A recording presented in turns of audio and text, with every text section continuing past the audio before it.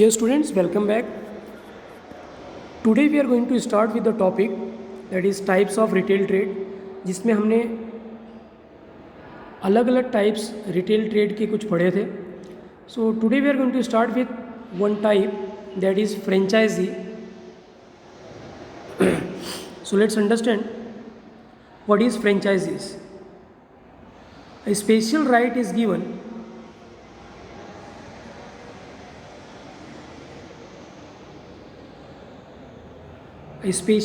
is given by signing a contract with a company having a particular trademark or brand to sell its product or service or to manufacture its product and sell it. It is called franchising. Now let's understand in this way. One company is there which is known as the parent company. एक company है जो parent company है. Parent company is the company जिन्होंने company start किया हुआ है. They have got the brand value. Market में उनके ब्रांड का नाम है. They have got the trademark. उनका ट्रेडमार्क है. Means company is providing any product which is famous in the market, which is popular. तो कोई ऐसा प्रोडक्ट जो मार्केट में पॉपुलर है और वो कंपनी सेल कर रही है, वो हो गई parent company. Now what the parent company they are doing. Parent company आप हर जगह तो जाके सेल कर नहीं सकते. So what they are doing, they are giving special right. They are giving special right किसी एक इंडिविजुअल को, किसी एक प्राइवेट ओनरशिप देते हैं बाय साइनिंग अ कॉन्ट्रैक्ट. वो कॉन्ट्रैक्ट साइन होता है कंपनी के बीच में और वो प्राइवेट इंडिविजुअल के बीच में. अब कॉन्ट्रैक्ट में होता क्या है, contract is in this way that the private individual can use the brand value, trademark and can sell the particular product और सर्विस. वो पर्टिकुलर प्रोडक्ट या सर्विस को, प्रोडक्ट को बेच सकते हैं या सर्विस प्रोवाइड कर सकता है. For example Bata company. तो बाटा कंपनी के जो शोरूम हैं they are generally franchisee. Company ने फ्रेंचाइजी अलॉट किया हुआ है to private individuals and they can use the brand value and companies product and they can sell it in the market.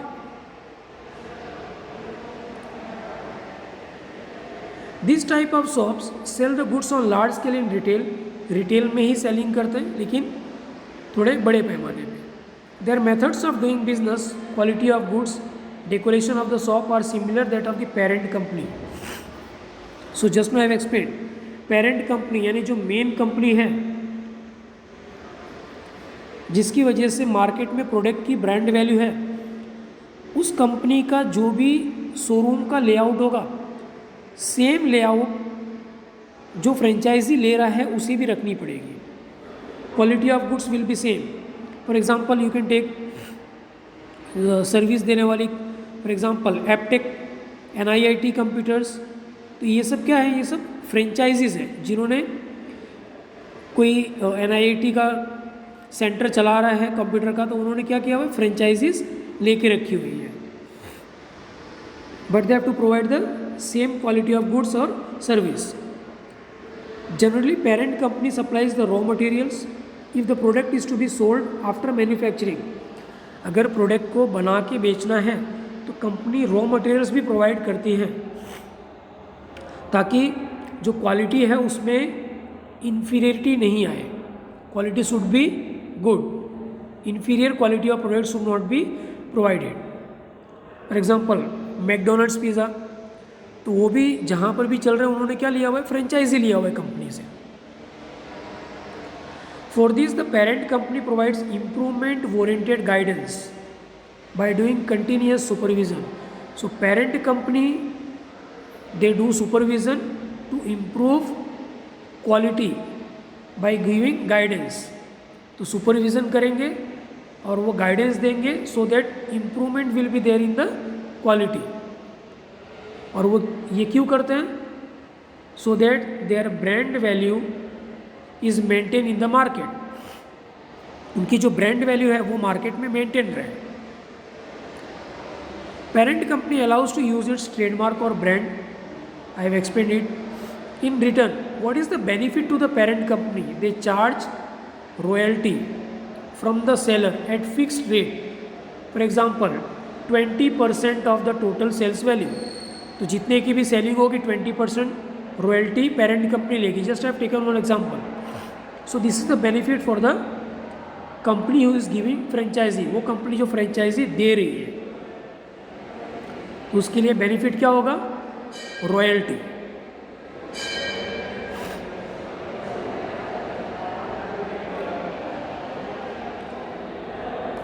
The parent company imparts. Impart means gives or provides training to the employees of business unit obtaining franchisee.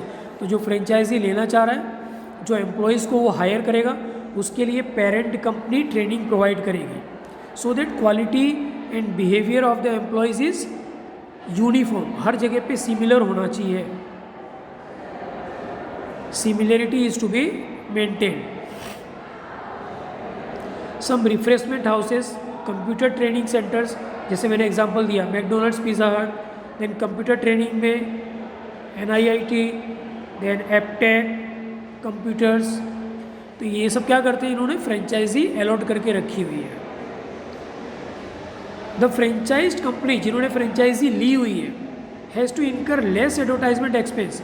तो उनका advertisement तो होगा ही नहीं, because of the advertisement publish by the parent company. Parent company जो main company है वो खुद एडवर्टाइजमेंट करेगी. तो जिन्होंने फ्रेंचाइजी लिया हुआ है उनको एडवर्टाइजमेंट कम करना पड़ेगा.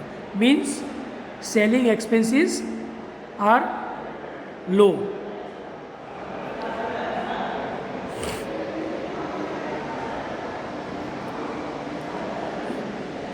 Now the next type of retail trade is supermarket. Supermarket is a retail shop selling on large scale. It sells the product to the customers at reasonable price by purchasing large quantity from reputed companies or producers. So generally supermarkets, they are owned by any individual person. Society में किसी के पास भी अगर पैसा है तो वो अपना सुपरमार्केट स्टार्ट कर सकता है. अलग अलग रेप्यूटेड कंपनीज के प्रोडक्ट वो वहाँ पे रख के सेलिंग कर सकता है.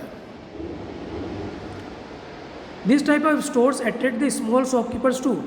तो ये बड़े दुकान होते हैं जहाँ पे स्मॉल शॉपकीपर्स, जो छोटे छोटे व्यापारी हैं, वो भी जाके वहाँ से परचेज करके और ख़ुद के स्टोर में ले जाके सेल कर सकते हैं. Generally all type of products of daily requirement. तो daily requirement, toothpaste, eatable products, तो इस तरह की जो चीज़ें हैं अलग अलग टाइप की, वो सभी सुपरमार्केट में अवेलेबल होती हैं. The super markets are located in various big city और टाउन इन ए कंट्री. तो जनरली ये ज़्यादातर हर जगह पे रहते हैं. जनरली अर्बन एरियाज़ में ज़्यादा होते हैं ये. And their construction is very large. जो उनकी शॉप होती है वो बड़ी होती है. Next is shopping mall. तो everyone is aware about the shopping mall.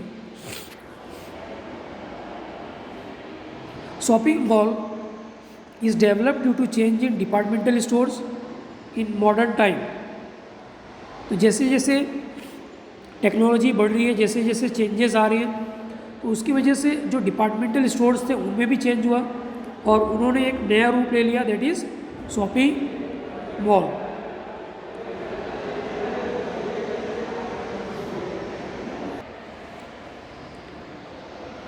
The constructions of shopping mall is larger than super market.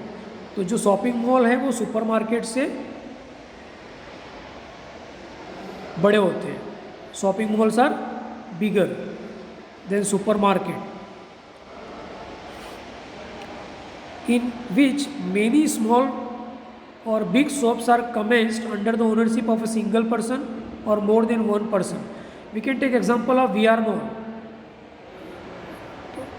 तो VR मॉल में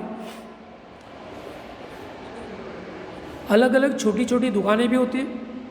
जो एक ओनर, एक सिंगल ओनर अलग अलग जगह पे वो दुकानें ले सकता है, या फिर अलग अलग पर्सन्स ने दुकानें लेके रखी हुई है and they are doing the selling of the branded products.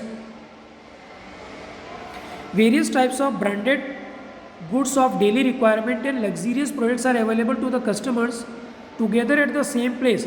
एक ही जगह पे अलग अलग ब्रांडेड प्रोडक्ट्स और लग्जीरियस प्रोडक्ट्स अवेलेबल होते हैं। फॉर एग्जांपल, अगर हम ब्रांडेड शूज़ की बात करें तो आपको वहाँ पे प्यूमा के भी शोरूम मिलेंगे, एडिडास के भी मिलेंगे, रिबॉक के भी मिलेंगे, बाटा के भी मिलेंगे। तो डिफरेंट डिफरेंट वेराइटीज़ अवेलेबल होंगे, so that they provide opportunity of selection to the customers. Selection के लिए अपॉर्चुनिटीज़ होंगी, different varieties are available at the same place and efforts are made to attract the customers by doing sales promotion. Buy 2 get 1 free, 2 purchase करो 1 free मिलेगा, buy 1 get 1 free, discount. So in this way sales promotion करके वो customers को attract भी करना जानते हैं।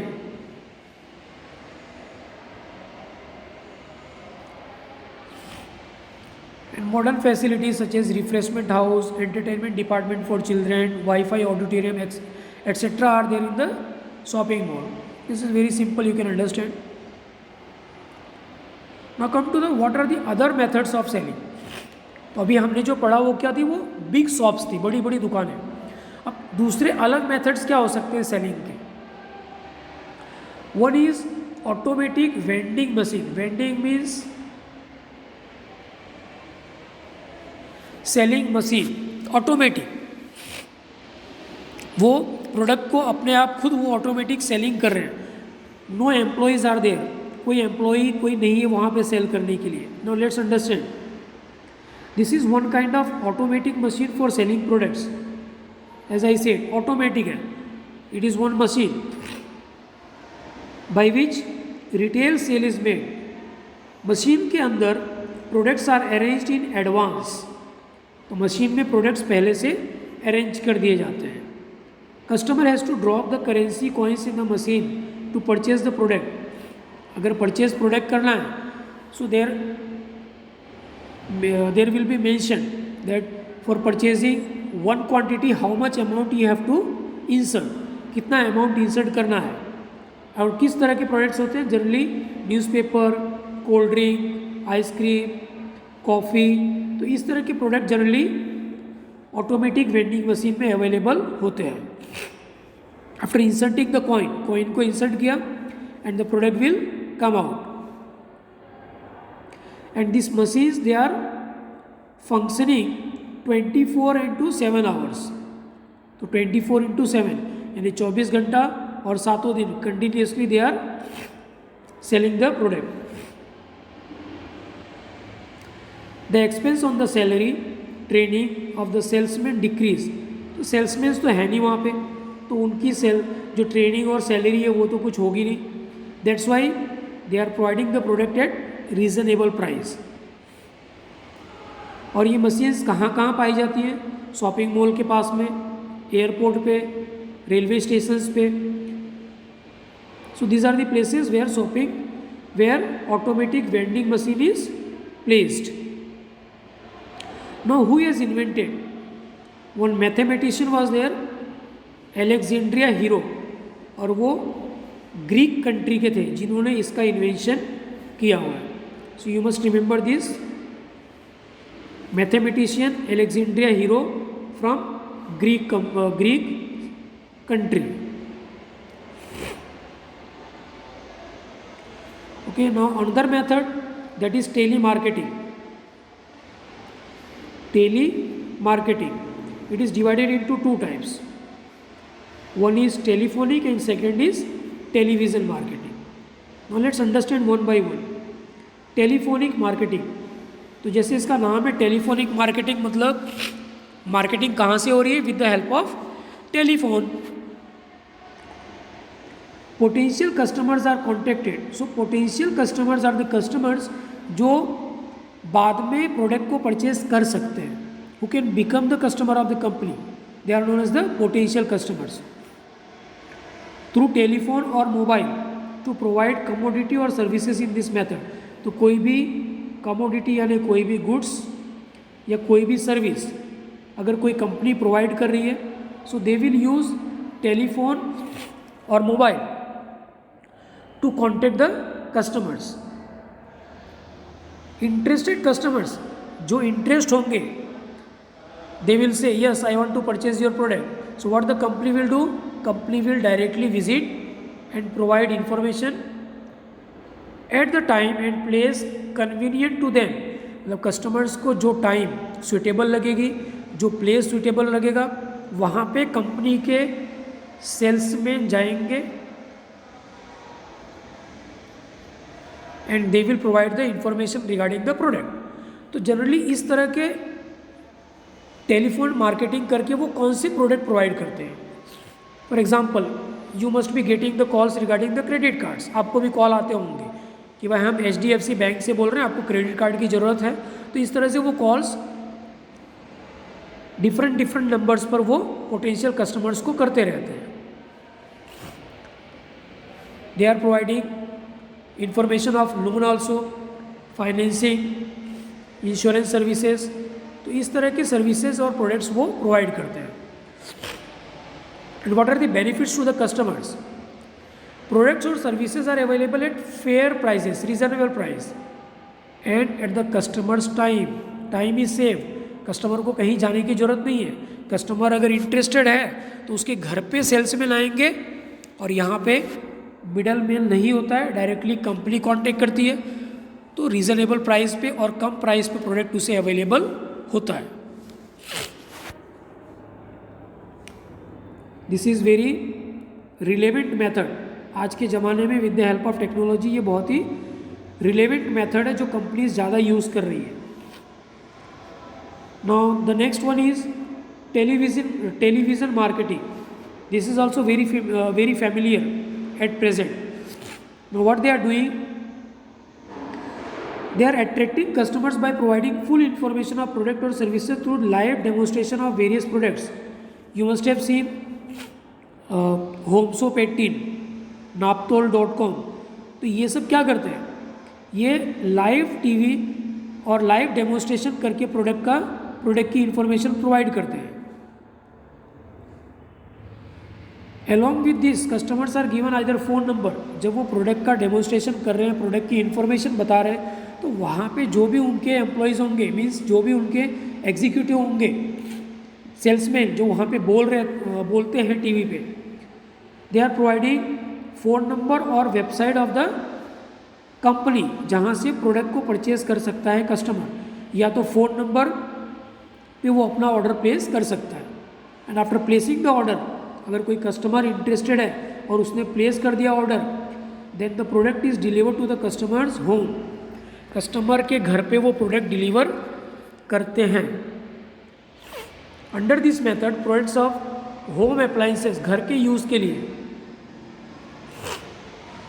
Luxurious and comforts products are sold. Payment दो तरीके से होगा, आइदर बाय क्रेडिट और डेबिट कार्ड और बाय कैश. जब वो डिलीवर हो जाएगा घर पे, उस समय वो कैश पेमेंट करके भी परचेज कर सकते हैं. So it's very simple, you can understand general topic. Next is internet marketing. Internet marketing, everyone is aware about internet marketing, means online purchase. तो online purchase different companies are there जिन्होंने अपने apps बना के रखे, उनके websites हैं, Amazon, Snapdeal, Flipkart, alibaba.com. तो इस तरह से बहुत सारी कंपनीज हैं जो अपनी वेबसाइट पे वो प्रोडक्ट ऑनलाइन प्रोवाइड करते हैं with the help of internet. अगर इंटरनेट नहीं है, मोबाइल फ़ोन नहीं है या लैपटॉप नहीं है, देन इंटरनेट मार्केटिंग से प्रोडक्ट कस्टमर परचेज नहीं कर सकते हैं. So companies, they are doing the advertisement of their product on this website, and if the customers, they will compare the product. See, customers compare the products of competitors by observing such advertisement and select the product of their own and places the order. अब customer को अगर एक mobile phone purchase करना है, for example he will visit Flipkart also, Snapdeal also, Amazon also. तो इस तरह से वो अलग अलग वेबसाइट पे विजिट करके he will compare the product regarding price, regarding what are the features included in the product, and then if he is satisfied, he will place the order. Is it clear? For example Flipkart पे कोई phone से 15,000 rupees का मिल रहा है, यही phone अगर 14,000 पे मिल रहा है एट अमेज़ोन, तो कस्टमर क्या करेगा? कस्टमर ऑर्डर प्लेस करेगा अमेज़ोन पे, because same product he is getting eight lower price. So this is one benefit of the internet marketing, that is online marketing. And what are the ways of payment? Payment can be made online or cash on delivery. वो online payment कर सकता है with the help of debit card और credit card और internet marketing, internet not marketing, internet banking. तो ये तरीके हैं ऑनलाइन पेमेंट के, डेबिट कार्ड, क्रेडिट कार्ड और इंटरनेट बैंकिंग. और वो कैश ऑन डिलीवरी मंगा सकता है, जब डिलीवरी होगी तब वो पेमेंट करेगा. Is it clear? The customers have turn to the media of internet in modern time. सभी को पता है use of internet has increase, तो कस्टमर्स ज़्यादातर वो ऑनलाइन परचेज करना ज़्यादा प्रेफर करते हैं. Reason is there is absence of middle man, showroom expense होता नहीं है, तो products are available at cheaper price in comparison to the local market. आप कोई भी फ़ोन लोकल मार्केट पे परचेज़ करने जाओगे, स्टोर्स में परचेज़ करने जाओगे, तो वहाँ की प्राइजेस थोड़ी बहुत तो ऊपर रहेंगे, इट विल बी मोर. लेकिन ऑनलाइन पे क्या होता है? There is discount, offers. So what they are doing, they are providing the product at lower price, because showroom expenses are not there, middlemen are not there, and they are providing after sale service also. After sale service, for example cell phone purchase कर लिया, 2 महीने में बिगड़ गया, अब service की ज़रूरत है, तो प्रोडक्ट सेल करने के बाद में जो सर्विस प्रोवाइड होती है उसे बोलते हैं after sale service. So they are having their customer service points, जहाँ पर कस्टमर मोबाइल को ले जाके वो रिपेयर करा सकता है. So because of this internet marketing और ऑनलाइन मार्केटिंग और ऑनलाइन बाइंग, ऑनलाइन सेलिंग, ये सब ज़्यादा इंक्रीज हो गया है. Yes students, let's understand some terminology of trade. Means what are the terms that is used in the trade. तो व्यापार करते हैं तो कौन कौन से टर्म्स यूज़ होते हैं. Number 1 is cash on delivery. So cash on delivery means when the goods are sold to the customers at their doorsteps, जब goods deliver हो जाते हैं and then the payment is done in cash to the producer or seller, then it is known as cash on delivery. Second is free on board. So free on board is generally used when foreign trade is done. तो foreign trade जब होता है तो ये word use होता है. Exporter मतलब जो सेल कर रहा है, सेलर, एक कंट्री से दूसरे कंट्री में, from one country to the other. Bears the expense, वो सारे खर्चे को बेयर करेगा till the goods reach to the importers port, यानी इम्पोर्टर के पोर्ट पे जो परचेज कर रहा है उसके वहाँ तक जब तक प्रोडक्ट पहुँच नहीं रहा है, मतलब एक कंट्री से दूसरे कंट्री में, तो उसे कहेंगे free on board. Next is cost, insurance and freight. Cost मतलब खर्चा, इंश्योरेंस तो पता ही है, फ्रेट मीन्स भाड़ा. व्हेन इनवॉइस, इनवॉइस मीन्स जो बिल बनता है, in bill it includes cost of goods, insurance and freight, it is known as CIF invoice. Then errors and omissions excepted, E&OE, this is the short form. Generally errors and omissions accepted are mentioned in invoice. तो invoice में ये generally नीचे last में mention किया रहता है, which means if any accounting or calculating mistakes are acceptable to the issuer of the receipt. जो receipt को इश्यू कर रहा है, अगर कुछ गलतियाँ हो रही है रिसिप्ट बनाने में तो वो उसे एक्सेप्ट करेगा.